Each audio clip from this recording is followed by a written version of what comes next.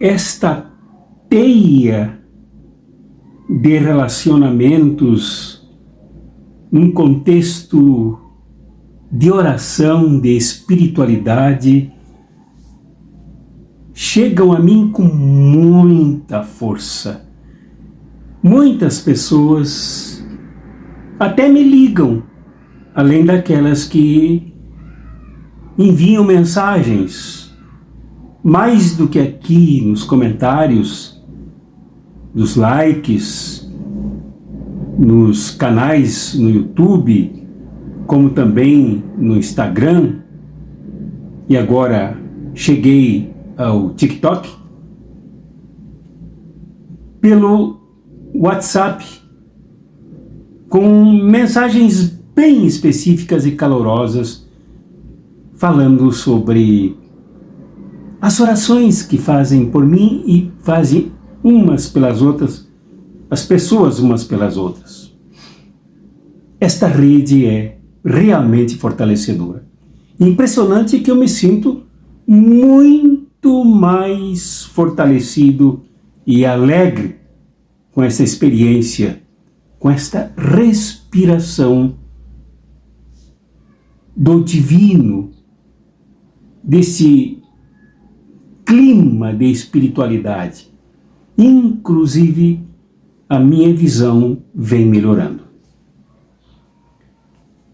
Neste domingo, 30 de julho de 2023, conta com o Evangelho para a reflexão, para celebrações por todo o país e pelo mundo, de Mateus, no final do seu capítulo 13, de 44 a 52, que espero que vocês leiam aí por um momento.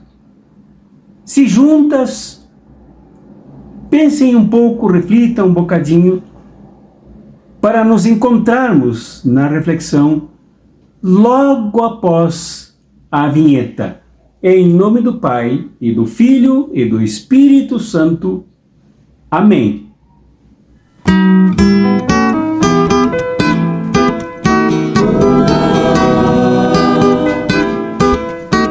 Este Evangelho conta com 3 pilastras na sua sustentação e como desafios para a nossa fé, para a nossa vida.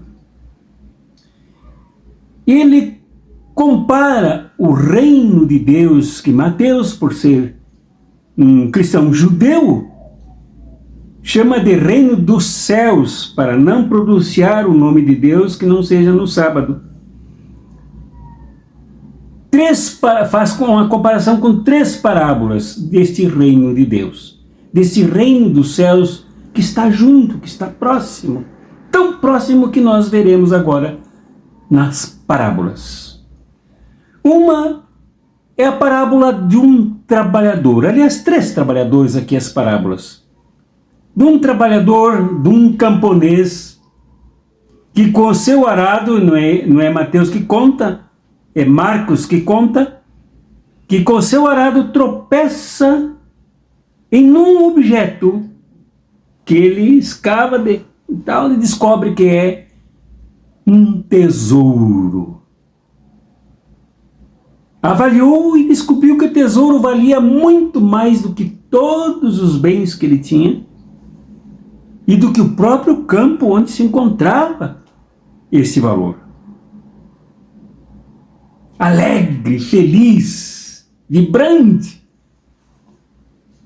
vendeu todos os seus bens e adquiriu o campo para tomar posse do tesouro. A outra parábola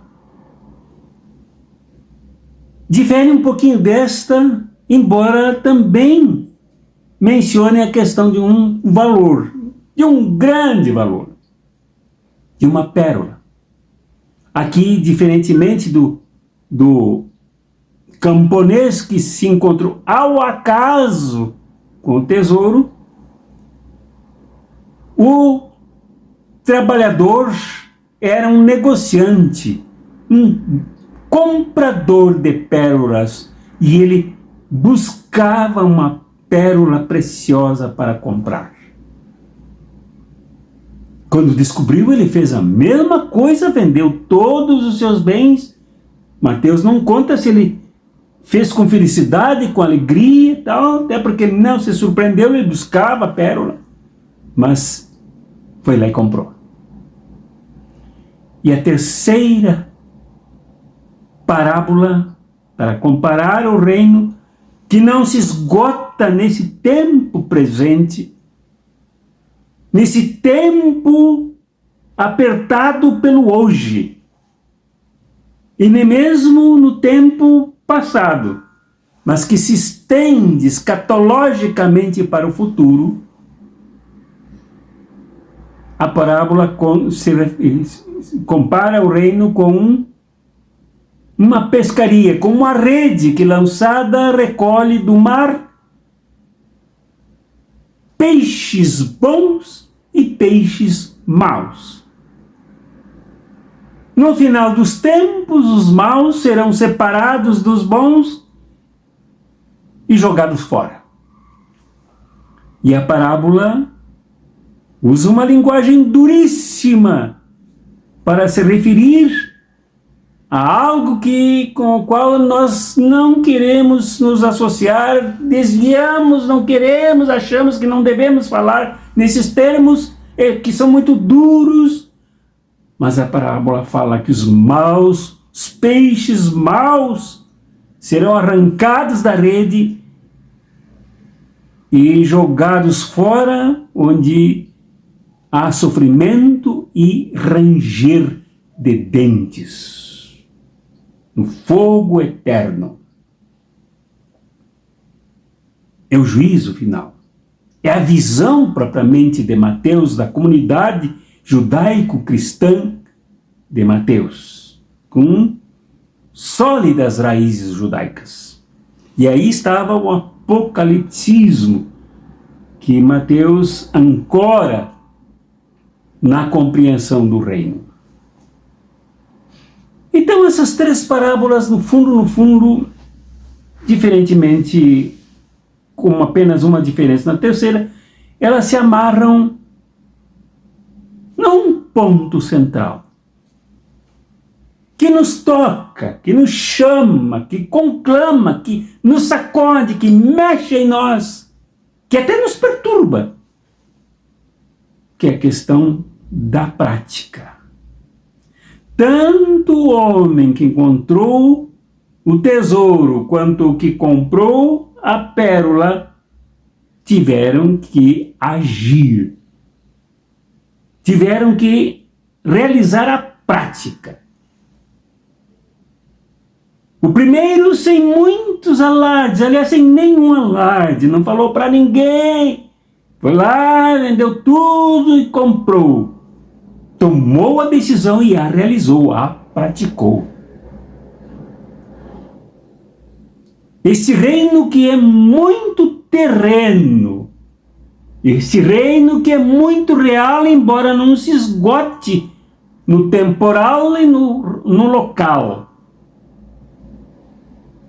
Ele precisa contar, ele conta e ele alcança aquelas pessoas que praticam, que decidem e praticam, que não levam 2 ou 3 vidas, uma de santarrões, dos que professam, dos que falam, dos que acreditam, dos que aplaudem, dos que louvam, dos que cultuam, mas não fazem nada para a realização em si deste reino.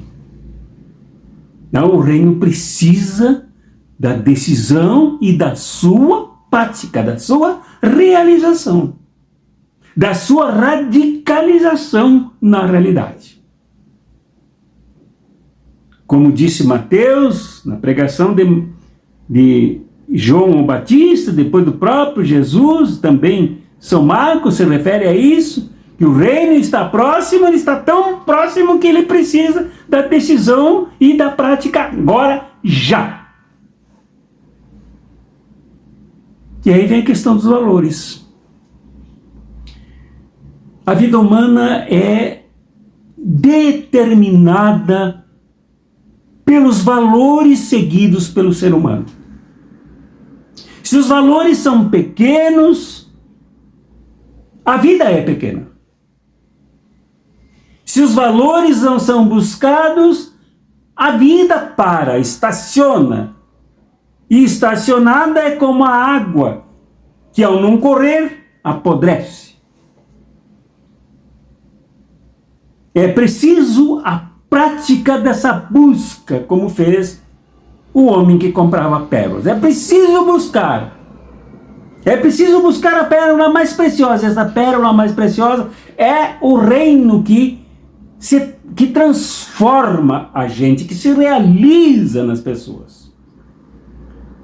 Juntando essas parábolas com a primeira leitura referente a Salomão, que sonhou, que pediu para Deus sabedoria para realizar a justiça. Aqui, o reino de Deus se traduz em justiça, que precisa ser praticada. Não a justiça do legalismo judaico, fariseu, mas a justiça, aquela que nós nos referimos todos os domingos. A justiça que produz bem-aventuranças nos abandonados, perseguidos, sem terra e sem justiça. A justiça precisa se realizar na busca como os que abraçam em primeiro lugar o reino e a sua justiça, para as outras coisas serem acrescentadas. Então isso valoriza a vida, isso dá sentido para a vida, isto dá novos horizontes para a vida, isto faz com que a vida tenha valor de verdade. Esta vida de valor, alcançada por quem se encontra com o tesouro do reino, para quem busca esta pérola do reino, esta vida de valor se traduz também na luta pela justiça no mundo onde estamos, de relações justas no mundo onde estamos. No mundo que ajudamos a construir, no mundo que ajudamos a embelezar com a justiça do reino. Mas é preciso realizá-la. Essa questão é tão fundamental e nos sacode, como eu disse, tanto porque, do ponto de vista das igrejas atuais, bem no plural mesmo, igrejas católicas, evangélicas, pentecostais, neopentecostais, empresariais, eletrônicas, deem-se o nome que se der, do ponto de vista das igrejas, não há esta marca do reino como valor que transforma as vidas das pessoas, dando-lhes valor próprio como seres humanos especiais. Mas se assemelha ao homem que teria desistido, se fosse o caso da parábola contada ao contrário, de achar o tesouro e, assustado, desistir de fazer o que precisava fazer para adquirir o tesouro e assim qualificar a sua vida. Há hoje uma aura de pregação por aí, de pastores, padres, bispos, bispas, apóstolos, apóstolas, coaches que pregam tanto, tudo, sobre tudo, menos sobre o Evangelho, que é este valor profundo que transforma de tal modo as pessoas na prática, na realidade. Não em pessoas perfeitas, não em pessoas santificadas e intocáveis, mas em pessoas em processo de transformação. E por último, a parábola da separação dos peixes entre os peixes bons e os peixes maus. Diferentemente da parábola do joio e do trigo, em que não era permitida a separação enquanto ambos cresciam na mesma seara, na mesma lavoura, no mesmo campo.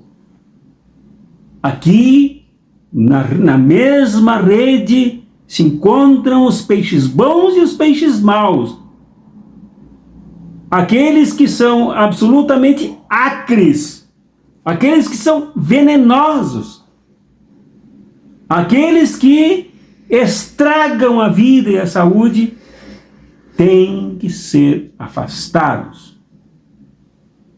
Mas o grande cuidado aqui é a luz dos valores, também da ação, da prática. E para que os peixes, as pessoas não sejam afastadas das nossas relações, das nossas comunidades, das nossas igrejas e, sobretudo, na conclusão do projeto do reino, por avaliações subjetivas, pessoais. Mas à luz do juízo divino, juízo de Jesus. E este juízo de Jesus,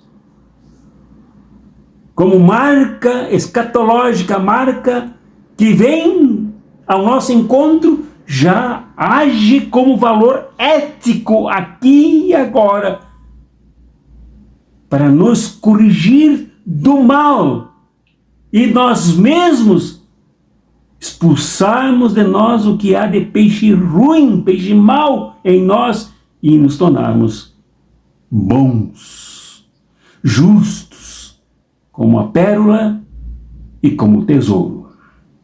Este é o grande desafio e esta é a necessidade que se impõe neste mundo tremendamente violento e injusto de transformação no qual nós vivemos.